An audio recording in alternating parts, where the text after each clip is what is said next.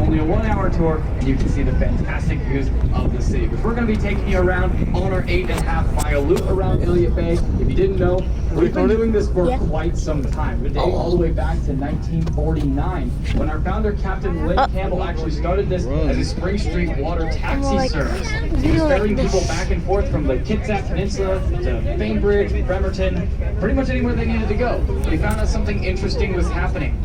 People, even after they had reached their final destination, were staying on his vessel. Now, why was that? It was because, That's not to me. Myself, Captain Lynn Campbell was quite the talker. He would talk on Oz and about pretty much anything he knew about, be it the city's history, its politics, its current events, its culture, etc. Imagine I was right in that building, and then now I just wait to you. And in 1951, look at the Ferris wheel.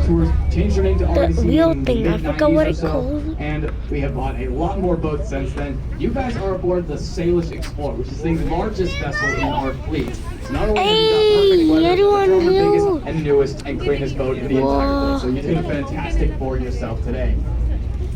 Now that we are officially underway on the harbor tour, though, the first thing I want to point out is going to be off to the right side. That giant wheel that you see that is spinning counterclockwise is going to be the Great Seattle Wheel. It stands tall at 175 feet, and it's at Myers Landing. The pier it stands on is more interesting than the wheel itself. That thing right there, that's huge. It's the size of my hand. It's the size of my hand. I can barely cover Myers it. Landing was where the steamship Portland made its port over 100 years ago, back in the late 1800s, carrying reportedly 2 tons of gold on it. Now that got the whole city excited. It even published an article titled Gold, Gold, Gold. And people would flock to Seattle to try and take part in the Klondike Gold Rush by boarding one of these steamships and going all the way up there, basically using Seattle as the gateway to Alaska. That's the Oracle one. Now, Canadian Mounties were very tired of saving people from the very harsh climates of the Alaskan territory, so they decided to put together a rule that everybody had But if it goes too fast, that means I have to sit down. before they even boarded the vessel to go all the way up there. Now, because of that, where are people going to spend their money to get these stuff before Alaska? In the city of Seattle itself. So Seattle did not get the economic by proxy of the gold rush, of all the people spending their money for the supplies to The island. a little bit more on the modern day side, folks. Off here to the right, you'll see 59 is this spray building with the lime green highlights on it. Take it with us with the city pass. It will also There's get the you into city there. here, dude. Definitely go check out the Seattle Aquarium because they have so much beautiful marine wildlife over there.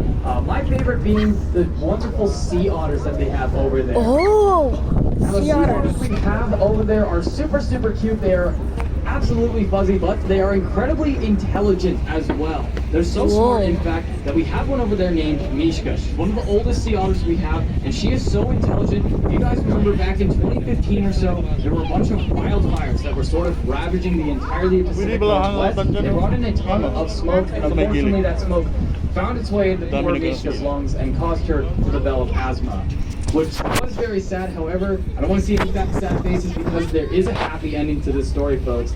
She was so intelligent, they were able to teach her how to use her own inhaler. They gave her a cat inhaler, and I kid you not, she was able to be trained how to use it, so now she's able to Pike Place Market. Now, pointing out Pike Place from the boat is a little challenging. It's pretty much everything you see off here to the right, but pointing out where specifically it is rather difficult because Pike Place is huge. There's over 200 vendors there and over 4 floors of vendors. So if you happen to have already visited Pike Place, I guarantee you there's probably some more vendors that you didn't even take a look at. Most people opt to stick to the first floor and don't even bother going into the lower ones. I definitely recommend giving it a shot because they have so many different options available, all of which locally grown and made right here in Washington. But how did Pike Place get its start? It started all the way back in 1907 with a really, really fun topic, price gouging. You know, everyone's excited to talk about price gouging. The whole horses was price gouging. It happened because a bunch of warehouses bought up all of the supply of onions to the point where it was about $29 for a single onion. Yeah, the people of Seattle were not happy about that one bit, so they decided to band together and ask the farmers to come out and form Pike Place Market, and in 1907 in March, they absolutely did. Nowadays, Pike Place Market is the most photographed place in all of Washington. That is taking all of Washington into that account, not just the city of Seattle. And it's mostly due to the giant Pike Place Market sign that to be honest, pretty much anybody takes a picture in front of. But there's also because of the gum wall, which is on the other side of Pike Place Market over by Post Alley. Now, the gum wall is the second filthiest tourist attraction in the entire world, only first behind the Blarney Stone, which is a kissing rock in Ireland. So you can imagine the only thing more gross than taking something out of your mouth and putting it on the wall is putting your mouth on the wall over and over again. Now, the gum wall that we have here does have a bit of a caveat to it, though, and that's because all of the gum that was forming on that wall started causing structural damage to the building that it was tied to the point where in 2015 they ended up having to scrape off all that gum. Reportedly, about 4 tons of it being scraped off that day. So now they're going to be doing more frequent cleanings of the gum wall to sort of keep it in check to make sure that structural damage doesn't happen again. And now coming up on our right side is probably my favorite part of the tour over here, folks. This is the Edgewater Hotel in the middle of the water.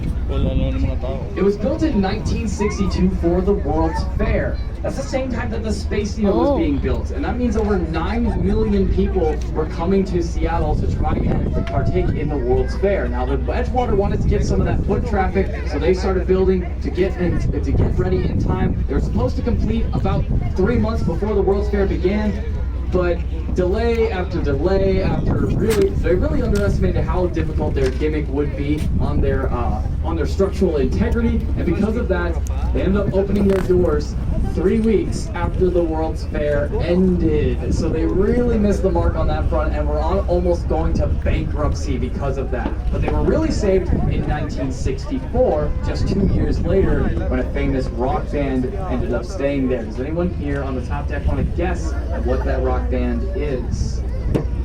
I already heard it. That was the Beatles. That is exactly right. I'm surprised how quickly you guys got that. The Beatles did stay there in 1964, and they took that iconic photo that you guys have probably seen of them fishing out the side of the window, which then circulated all over journals, magazines, newspapers, you name it. It was everywhere. People saw that you could be fishing out of the Edgewater Hotel and decided to flock to it. The only problem is then people started fishing out of the Edgewater Hotel.